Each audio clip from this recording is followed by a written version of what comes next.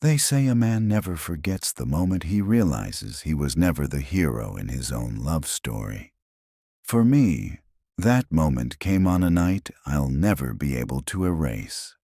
A night that was supposed to be about celebration. A night where I gave everything, time, money, heart, and got public humiliation in return. It was her surprise birthday party. 40 guests, private venue, custom catering, a slideshow of our memories from the last 7 years. I even flew in her favorite cousin from out of state. I wanted her to feel adored, respected, seen. Instead, I got stabbed in the back, slowly, subtly, and in front of everyone we knew. The night started with energy, laughter, hugs, flashbulbs. She walked in and gasped when everyone screamed, "Surprise!" Tears welled in her eyes. She grabbed my hand and said, "You did all this?" I nodded.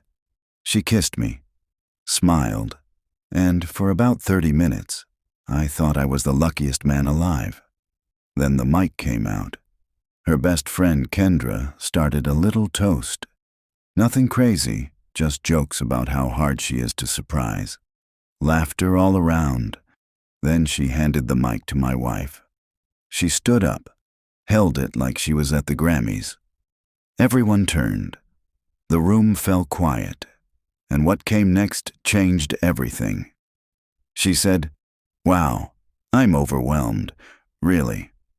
I don't even know where to begin, but I guess I'll start by thanking someone who's always been there for me." I smiled. She looked at me, then turned away. "Thank you, Marcus, for being there when I didn't know who I was, for believing in me when no one else did. I wouldn't be the woman I am without you." I froze. "Marcus?" She was talking about her ex, and not just an ex, the one before me, the one she said was toxic, manipulative, insecure, the one she swore meant nothing, the one she promised was part of her old life. I felt my chest get tight. My smile vanished. People clapped awkwardly. Some glanced at me. Most didn't know what they were witnessing, but I did. I was watching a woman, my wife, honor another man at an event I planned, paid for, and hosted for her. She never mentioned me. Not once. No, thank you. No, you did this. No, I love you. Just a long, nostalgic tribute to a man who hadn't been in her life in years, but clearly never left her heart. I didn't say a word. I just stood up, walked across the room, grabbed my coat, and left. The silence in that room as I walked out, it said everything. Some people tried to stop me. Her dad called out my name, but I didn't turn back, because for the first time in a long time, I realized the truth. I was the second choice. I was the backup plan, and I deserved better. I sat in my car for a long time. I wasn't crying. I wasn't yelling. I wasn't even angry. Just numb. You know that kind of pain that doesn't hit you all at once. It sinks in, second by second, like ink in water, spreading, darkening, revealing everything you didn't want to see. That's what it felt like. I had poured myself into that night. Every little detail, the music playlist, the seating chart, even making sure her cake was gluten-free because one of her friends had an allergy. I did all of it because I loved her, because I wanted her to shine. But instead, she lit a spotlight on him. Marcus, the ghost of her past, the one she always brushed off with. It was never real with him. He never showed up for me. You're nothing like him. And yet, in the moment where she had the mic, when it was time to show me to the world as her man, her partner, her husband, she reached backward. I drove without thinking, just kept going. No destination, no music, no GPS, just me and the questions. Was this ever real? How long have I been blind? What else has she kept tucked away like that name? Because let's be real, you don't accidentally thank your ex in front of your husband. That kind of betrayal isn't spontaneous. It's cultivated, planned, boiled slowly over time in a pot of emotional distance, unspoken comparisons, and little tests she thought I'd never notice. I pulled into a motel sometime after midnight. Didn't even pack a bag. Just walked in and booked a room. Used my phone to cancel the car service I scheduled to take us home that night. I sent her no messages, no explanations, no anger. She didn't deserve that. What she deserved was my absence. At 3:14 a.m., my phone rang. It was her dad. I let it ring. It rang again and again.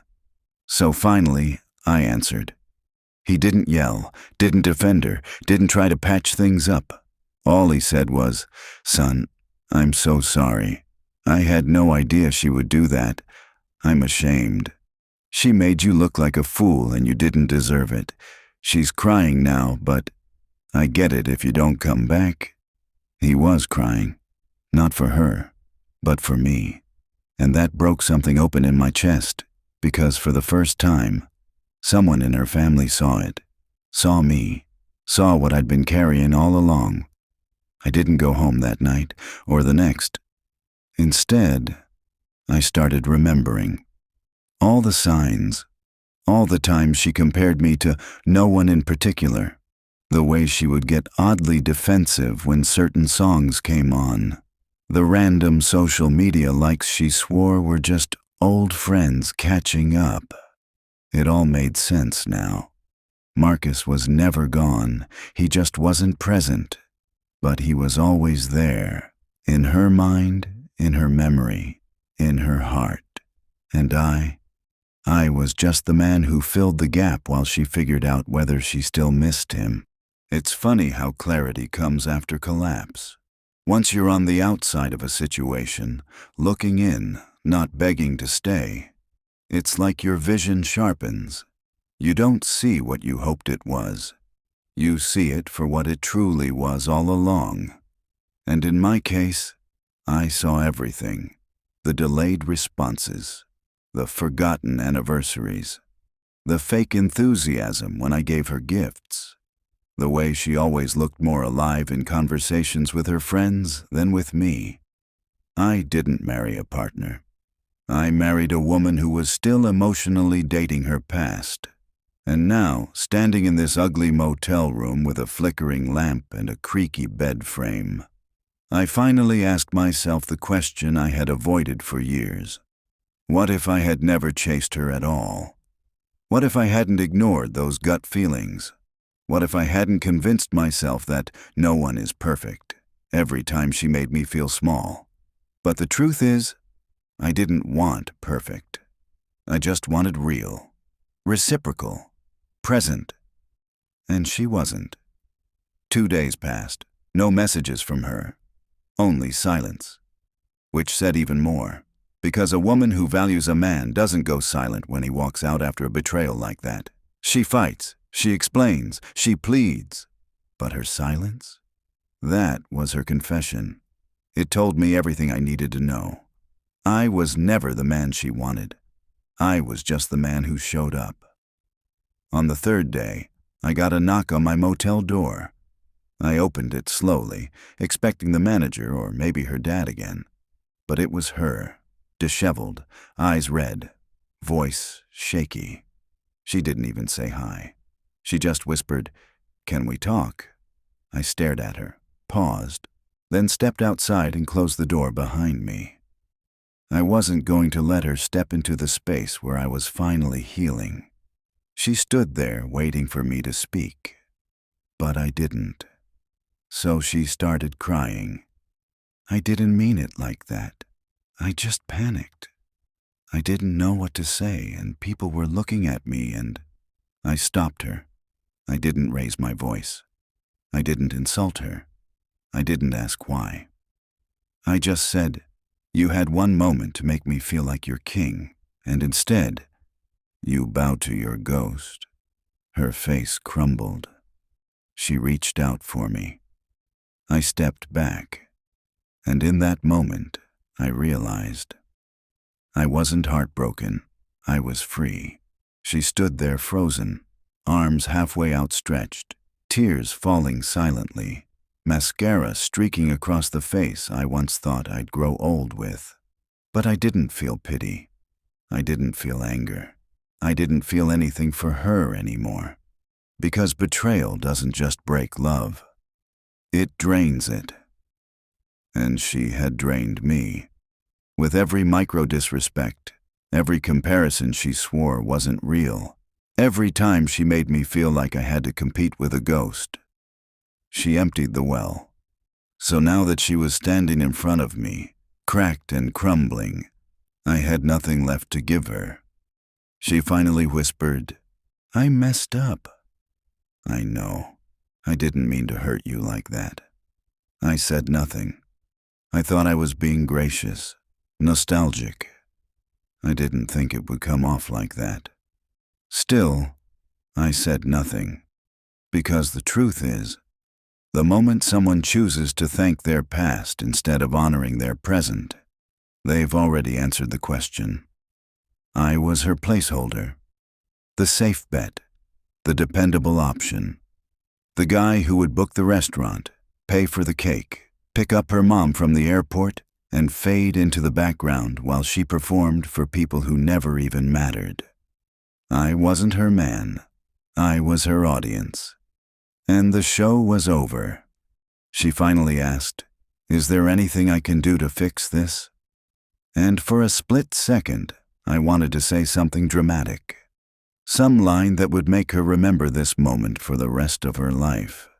But instead, I just said, "No, not out of cruelty, but because the only thing worse than being forgotten at your own wife's celebration is trying to fight for space in someone's heart that's already been rented out to someone else." She didn't fight. She didn't beg. She just turned and walked away. That silence? That was closure. Not the kind I wanted, but the kind I needed. After she left, I sat on the edge of the motel bed. For a while, I just stared at the wall, not thinking, not planning, just breathing. And for the first time in months, maybe years, I wasn't waiting for her to text, wasn't trying to interpret her tone, wasn't hoping for a breakthrough. I was just done. And in that stillness, something wild happened. I smiled. That smile. It wasn't about revenge. It wasn't about being right. It was about release. I didn't realize how heavy I'd been carrying this relationship until I finally set it down, and the weight didn't just fall from my shoulders, it fell from my soul. That night, I didn't think about her. I thought about me, the version of me I used to be before I started dimming my light to make someone else feel comfortable.